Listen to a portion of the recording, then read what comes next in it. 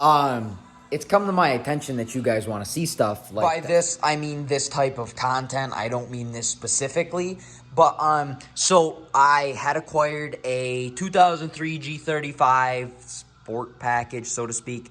And I don't know if you guys can hear it running outside. I got to pull it in right now because tomorrow morning is starting bright and early. We are going to throw her up on the lift, switch the tranny, the clutch, the throw-out bearing, slave cylinder, clutch lines, everything, do the whole 9 on her. But yeah, so pretty much this is the cd009 that I picked up. I'm going to be doing the swap tomorrow morning due to my 3rd-year synchros grinding like crazy. I'm also hoping that my shifter assembly will directly hook up to that setup right there. But we will find out tomorrow. I will update you guys, and at the end of this video when this is done, because I'm probably not going to record much in the meantime, I'll record a couple little tidbits, but it's going to kind of be throw it up in the air and get to work. I do believe from research that these two are going to be 17mm bolts at the top, and there's going to be a bunch of them around. I'll throw a little clip or a little thing over the video so that you guys know what the other sizes are right now. And I'll let you guys know what we needed to adapt to make this work.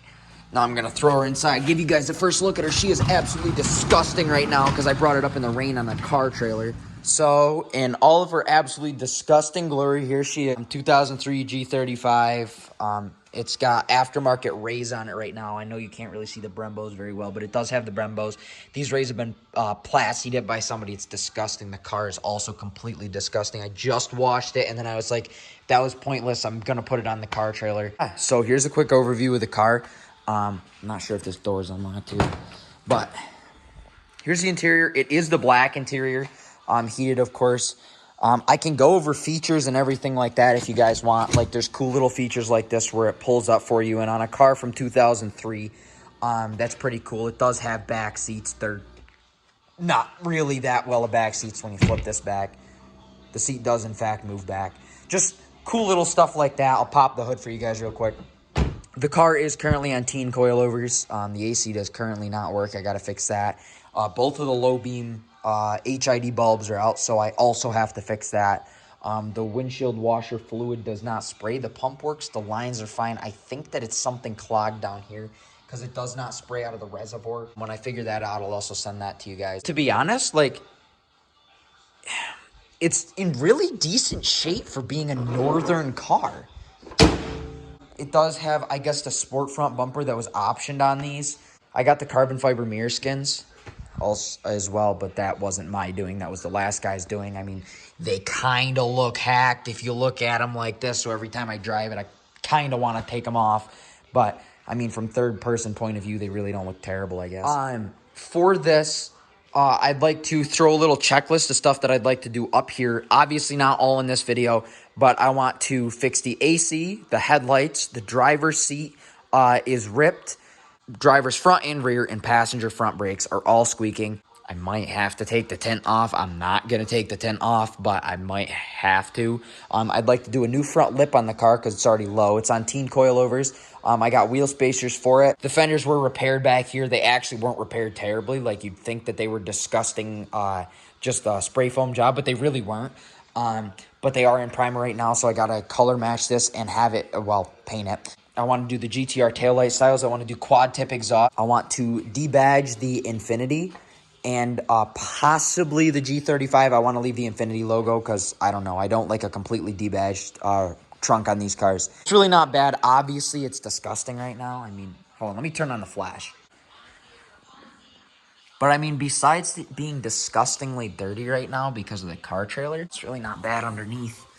I know you guys probably can't see that, but coming from the north, I mean, there's a little right here. But, I mean, come on now. A 19-year-old sports car from the north? Come on. But, yeah, let's get right into it because I'm blabbering on and on and on. My attention, I'm going to need 3 new exhaust gaskets because there's a Y pipe in the middle that I have to take out to take the drive shaft out. I need a new brake fluid for my clutch. I know that sounds dumb, but if that's just how it works. And let's see here. This, I believe, just comes off a little twisty twist. A little bit more twisty twist. And the last 2 twisty twists. And now, I do believe that you can pull this off and not have to disconnect the wires. What I read online is true. side on this side. I'm also going to be doing a little video on getting rid of that little module right there on a switch. Yeah, I believe all I have to do is take these 4 bolts off. So there's the 4 10s that we took out of here. Now, after a slight bit of convincing, this is good. 3 more 10s. And now, due to me realizing that these don't come out, it's actually a piece of the car, I just threaded the bolts back in. The triangle is, in fact, on the right for reference, if any of you guys were wondering. So here is everything I got to do the swap. I got, first of all, an 80-something thousand mile cd009 transmission. All the retaining clips, seals, pivot ball, as you can see, including the 2 seals for the transmission. I got the ISR Performance Long Clutch Line. I got the cd009, cd008, blah, blah, blah, clutch pivot fork. I believe this is clutch, yeah, sleeve. Got the rubber boot. A new rear main seal for the motor. The seals for that.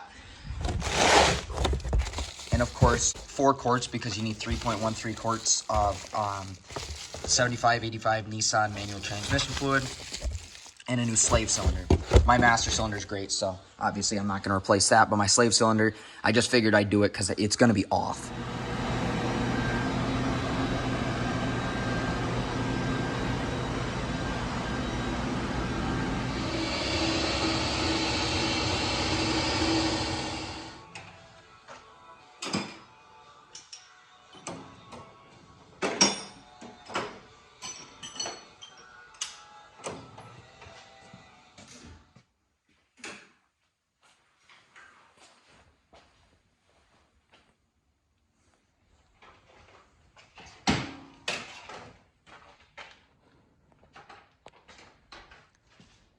Alrighty, y'all. So I know I didn't record much of this, and I figured I wasn't going to end up recording much of this.